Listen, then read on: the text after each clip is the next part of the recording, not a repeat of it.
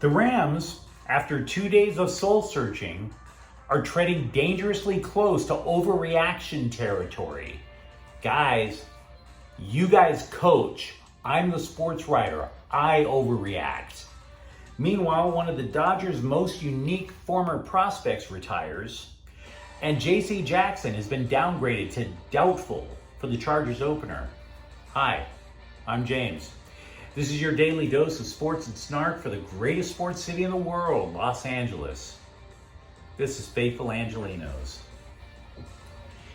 It is September 10th, 2022. I want to start off by thanking the new subscribers who have joined our channel. If you like the content that we put out about LA sports, clickety-clack the like button.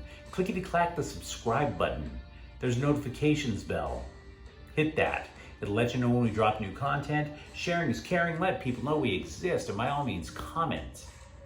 I'm not perfect. I totally get it. We're going to have a lot of content on the channel today. But before we start talking about that stuff, let's take a quick look at the scoreboard. Congratulate the San Diego Padres. For once, they beat the Dodgers. In the process, the Dodgers can't clinch the division title at Petco Park. Final score, San Diego 5, Dodgers 4. Meanwhile, the two teams will meet again today at 5:40. Julio Urias 15-7, Blake Snell 6-8. Huge day in local college football. USC and Stanford up in Palo Alto at 4:30. Both teams are 1-0. And by the way, there is a preview of the game on this channel. Look for the USC playlist. You'll see it right there. Alabama State will play at UCLA at 2 p.m. There is also a preview of that game. Look on the UCLA playlist to find that. In MLS, Galaxy will be traveling. They are in Nashville. The game will start at 12:30 p.m. The Galaxy are currently 3 points out of a playoff spot in the MLS Western Conference. Meanwhile, for LAFC, Ryan Hollingshead returns to where his career started. The Black and Gold play at FC Dallas at 5:30. So, in the midst of the soul searching and the floating of rose petals in a little pond outside of SoFi Stadium while they look inside and become find their inner truth and whatever about their Thursday night booty kicking, Coach Sean McVay said something that seemed to me like a little bit of an overreaction for the Rams. He said that there was a reason Cam Akers only played 12 snaps. It's because he knows what Akers, quote, is capable of and wants the back to play with more urgency. Now, for the record, Akers, he had 3 carries for 0 yards. Really bad showing. Akers didn't even play, though, until the second quarter, and this gets me to thinking as a part sports writer, part conspiracy theorist. If a player doesn't play a quarter, if a player doesn't play for a half, a lot of times that's a disciplinary reason. Now, the Rams aren't saying it, and they aren't necessarily, not only are they not saying it wasn't discipline, they're not saying what Akers may or may not have done. Would that be the reason? And if it's not the reason that Akers played, and if it's not the reason that Akers played poorly, you could also argue that McVay might be sitting there trying to point the finger at somebody else a little bit instead of himself. Now, McVay took a lot of heat and pointed a lot of the blame at himself.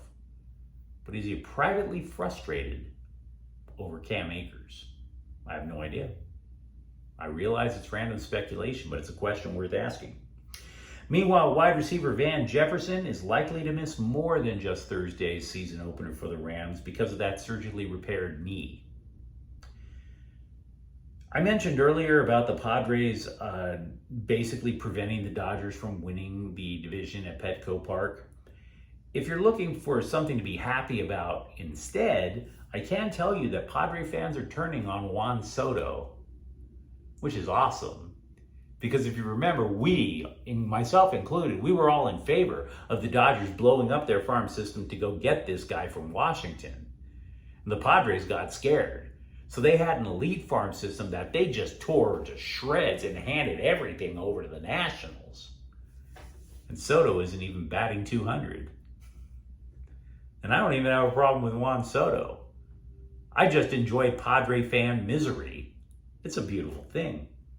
By the way, Soto said he was never booed in Washington. I totally buy that. Do you remember Edwin Jackson? He was at one point a 6th-round draft pick for the Dodgers.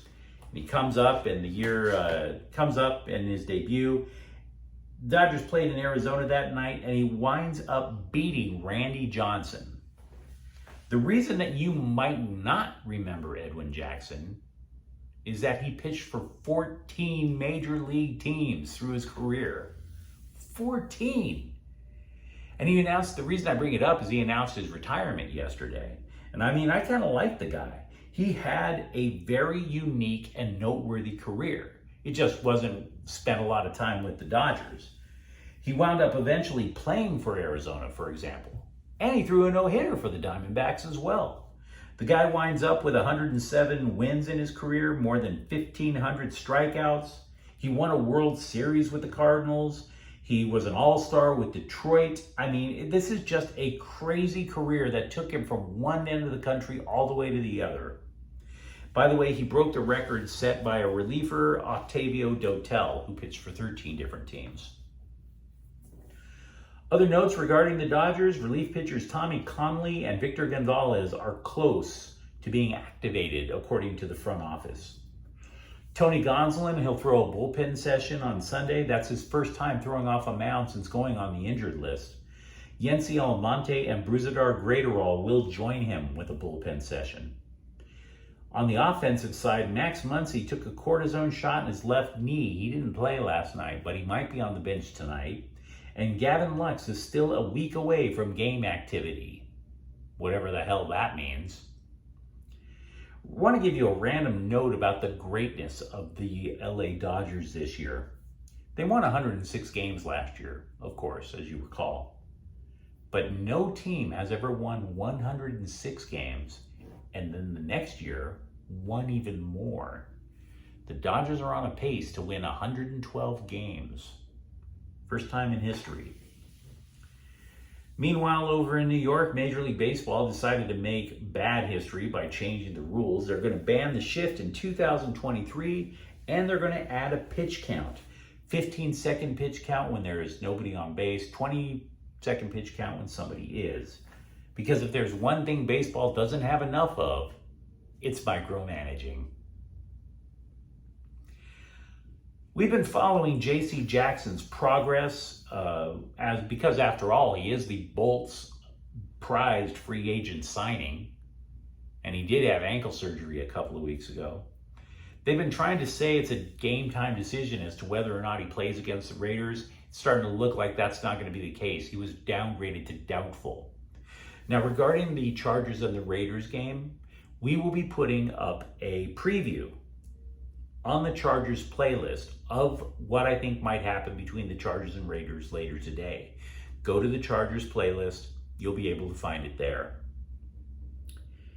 CBSSports.com polled about 100 college basketball coaches and asked them, who will be the best player in college basketball this year? Jaime Jaquez Jr. is number 6 for the Bruins. So UCLA, not only with a good recruiting class coming in, there's a possibility that they have the best player in college basketball in their starting lineup as well. One coach kept using the word awesome to describe everything about him.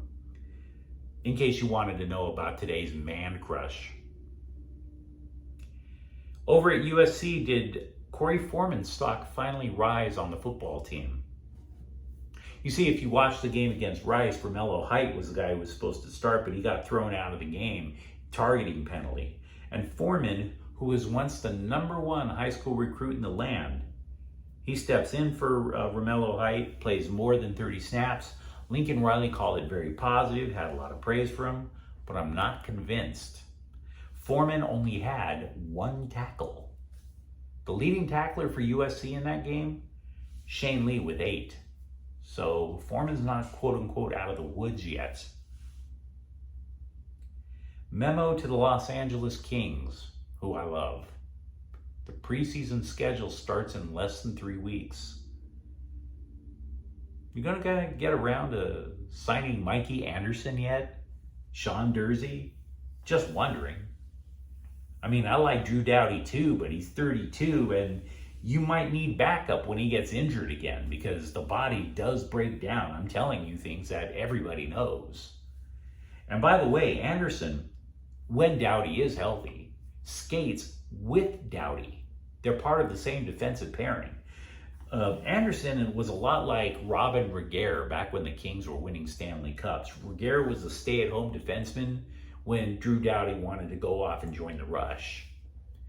So Mikey Anderson's really valuable. You might want to cut him that check and figure out how to fit that in under the cap.